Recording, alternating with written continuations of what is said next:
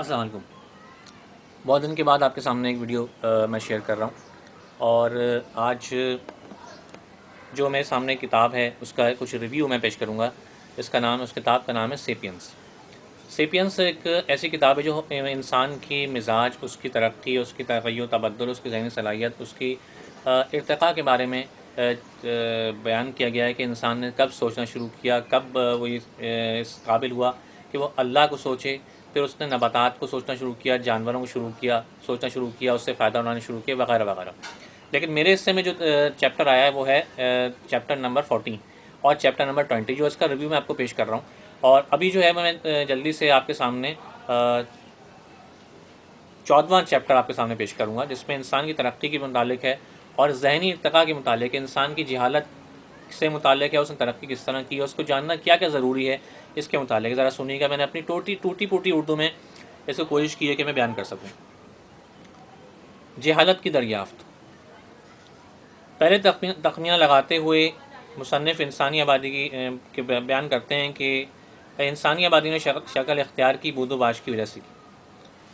آبادی سے لے کر کھانے پینے تک ان 1500 سالوں میں غیر معمولی اضافہ دیکھنے کو ملا، جبکہ آج کی آبادی ہمارے علم میں ہے کہ 7 ارب تک پہنچ گئی ہے۔ اتنا اندازاً $250 بلین خدمات یا پروڈکشن کی مد میں 1500 سالوں میں خرچ ہوئے۔ زندگی کے ہر شعبے میں اسی طرح تناسب میں اضافہ ہوتا رہا، کیونکہ آبادی بڑھتی رہی، بگڑتی رہی، پھر بنتی رہی۔ رہن سہن کا طریقہ جو ہے مختلف ہوتا رہا، پتھروں کی عمارتوں سے لے کر لکڑی اور پھر تنکے کی گھروں تک، بلند و بالا عمارتوں سے لے کر عالیشان چوڑی سڑکوں تک، یہ سب انسانی ذہن کی ترقی کی بدولت ممکن ہو سکا۔ کوئی سوچ بھی نہیں سکتا تھا کہ آج ہم 48 گھنٹوں کے اندر دنیا کا چکر لگا سکتے ہیں۔ یہ معلومات میں کیوں دے رہا ہوں کہ اس میں کوئی نئی بات نہیں ہے، لیکن جو تجزیہ میں نے اس کتاب کو پڑھ کے کیا ہے، سیپینس کو، اس کا چیپٹر نمبر 14 ہے، اس کا میں تجزیہ آپ کے سامنے پیش کر رہا ہوں۔ کوئی نئی بات نہیں ہے، لیکن ہمیں جاننا ضروری ہے کہ کب کس وقت کیا واقعات ہوئے ہیں۔ 1522 عیسوی میں جب ممکن یہ ہوا کہ میگلان نے اسپین سے چکر لگانا شروع کیا زمین کا، اور سفر واپس کر کے پہنچا، جس کا سفر کا آغاز جس نے کیا تھا اسپین سے، اور 72,000 کلومیٹر کا سفر اس نے طے کیا۔ یہ سفر ابتدا تھی اس سفر کی طرف جب انسان نے 20 جولائی 1969 کو چاند کا سفر اختیار کیا اور وہاں قدم رکھے۔ لیکن میرے نزدیک یہ بات اختلاف کے ساتھ موجود ہے، جبکہ سائنس نے اتنی ترقی کر لی تھی، سائنس بالکل نئی نویلی تھی، اور انسان نے دعوے کے ساتھ دلیل قائم کی کہ میں چاند پر اتر چکا ہوں۔ لیکن جب آج ہم چاند پر اترنے کی بات کرتے ہیں تو سائنس اتنی ترقی کر لی ہے کہ نینو سیکنڈ کا حساب اس کے سامنے موجود ہے، اس کے پاس موجود ہے۔ 4G سے لے کر 5G ٹیکنالوجی اور کیا ٹیکنالوجی اس کے ہاتھ میں آ گئی ہیں۔ تو پھر ایسا کیا ہے کہ انسان اب چاند پر قدم نہیں رکھتا؟ وہ کیا چیز اسے روکے ہوئے ہے، جبکہ اتنے وسائل اس کے سامنے موجود ہیں؟ انسان چاند پر نہ جائے تو پھر ایک بات ذہن میں آتی ہے کہ انسان چاند پر گیا ہی نہیں تھا، صرف اسٹوڈیو میں چند منٹ کی کچھ ویڈیو ریکارڈ کر لی گئی تھی۔ بہرحال ایک اہم پیش رفت کے ساتھ جو ہمارے سامنے آج واضح ہو رہی ہے، مصنف نے ایک ایسی دنیا کے متعلق ہماری توجہ مبذول کروائی کہ ہم ذہنی طور پر ماننے کو تیار ہیں کہ جس طرح کا ماحول ہمیں مل رہا ہے، اس میں بات بالکل فٹ ہو جاتی ہے جیسے آج ہو رہا ہے، کہ جراثیمیں جو ہمارے لیے مفید اور نقصان دہ بھی ہوتے ہیں، اس کا بیان کیا گیا، اس کو تفصیل سے بیان کیا گیا، لیکن آپ کے سامنے سمرائز کر کے میں پیش کروں۔ 1674 میں جب آنکھوں سے نظر نہ آنے والے مائکرو آرگنزم کو خوردبین سے دیکھا تو اسے ایک دنیا نظر آئی، یعنی اینٹن وین لین ہوک کو ایک دنیا نظر آئی کہ اتنے چھوٹے جرثومے کا پتہ لگا کر ایک دنیا اس نے دریافت کی کہ اس میں بھی ایک دنیا موجود ہے، اس میں بھی ایک نیوکلیس موجود ہے، اس کے اندر بھی ایک دنیا ہے، وہ بھی ایک زندہ اجسام موجود ہیں، اور طب کی دنیا میں انقلاب برپا کیا۔ اگر اس پر بس ہوتا تو بہت ممکن ہے ترقی رک جاتی، لیکن ایسا نہیں ہوا۔ انسان نے جرثومے تخلیق کرنا شروع کیے، اور آج شاید اسی کا خمیازہ ہم بھگت رہے ہیں، کیونکہ سائنس اگر ایک قدم کنسٹرکشن میں چلتی ہے تو 10 قدم ڈسٹرکشن میں چلتی ہے، اور یہی ہوا۔ جب انسان نے اسے تخلیق کیا تو اس کا نتیجہ زیادہ تر الٹا برآمد ہوا۔ تبدیلی یا تو جنگ عظیم دوم میں آئی تھی، یا پھر آج تبدیلی کا نام لیا جا رہا ہے کہ انسانیت کو اس نے تبدیل کر دیا۔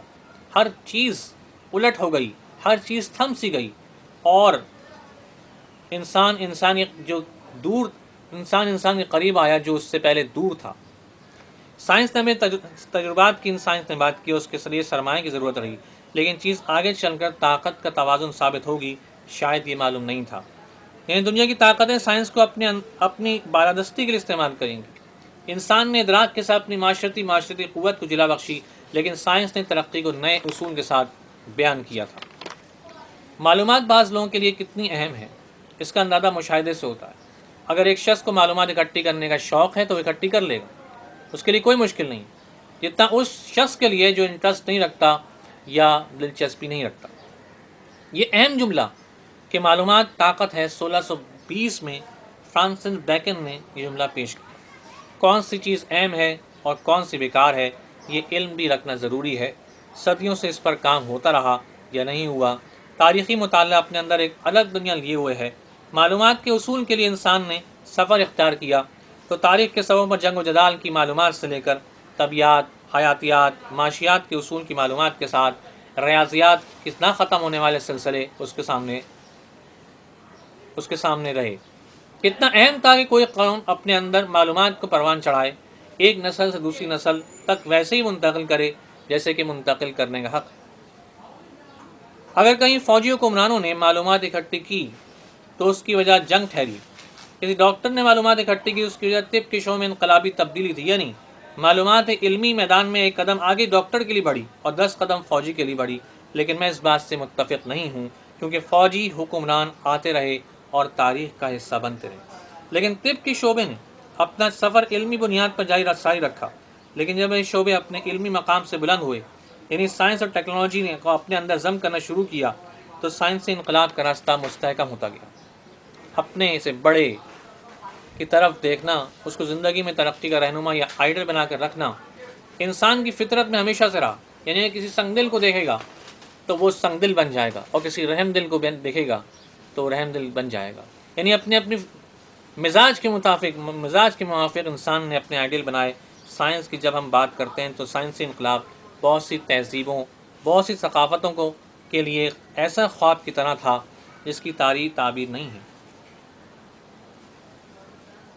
مصنف نے پیغمبروں کے ساتھ کئی دوسرے نام لیے کہ سب جانتے تھے اور جانتے ہوئے دنیا کو غربت سے نہ نکال سکے، لیکن میں متفق نہیں ہوں، کیونکہ ان پیغمبروں میں سے کسی میں بھی کوئی خاص خامی یا کمی نہیں تھی، بلکہ معاشرے کے اندر کمی تھی کہ وہ اس بات کو سمجھ نہیں سکے، اور بہت سے نہ سمجھ پائیں گے، اور جب سمجھیں گے کہ جب ایک انسان کامل، ایک آخری فرد جو روحانی تسکین کا باعث ہوگا، جو غربت کیا بیماری کیا ہر طرح کے مسائل حل کر دے گا، وہ سائنسی انقلاب کے عروج کا دور ہوگا، جب عقل کامل ہونا شروع ہو جائے گی اور انسان کو سمجھ آ جائے گا کہ خدا کیا ہے اور نبی کیا ہے۔ ماضی کا ایک واقعہ اس سے گزشتہ خیالات کی رد ہوتی ہے، اس کے مطابق خدا ناراض ہوتا ہے تو بجلی کی چمک پیدا ہوتی ہے۔ بینجامن فرینکلن نے یہ نظریہ غلط ثابت کیا، یعنی فلسفہ کی بنیاد پر جو بات کہی جا رہی تھی، سائنس نے تجربات کی روشنی میں غلط ثابت کیا کہ اس نے بجلی پیدا کرنے کا ایک ایسا نسخہ دنیا کو بتایا جو آج تک دنیا میں رائج ہے۔ آخری بات جو آپ کے سامنے بیان کروں گا کہ سائنس اس میں سے کیا ہے، سائنس اور مذہب میں کیا ربط ہے۔